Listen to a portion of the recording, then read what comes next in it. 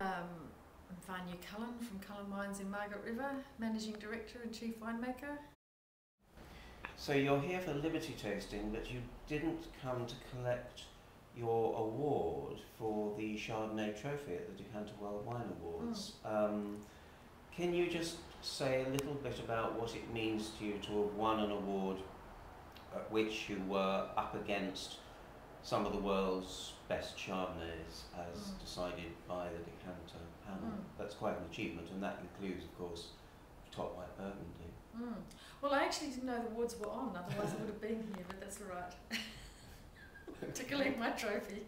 But it means a lot, and in that, you know, each time you win an award it's good, but this is particularly important because of the position of Australia, I suppose, with, you know, the impression that Australian wines are industrial and that they're not, you know, made from the land. I mean, they're biodynamic wines that don't have any additions to them, and they're made very naturally and, you know, reflect the sense of place in Margaret River. Yeah. I mean, you would probably say that Australian Chardonnay was already on the map of the world's great wines, but does that mean that Australian Chardonnay, Margaret River Chardonnay, is every bit as good as top white Burgundy, would you say?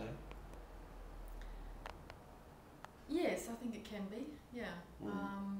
You know, there's always the exceptions everywhere. I mean, I love top white Burgundy. I mean, it's a wonderful thing, and I think you have the possibility now for old vines and these wines being made with an understanding of the land. So I think wines are different from around the world in different places. But I'm certainly glad the judges chose our wine.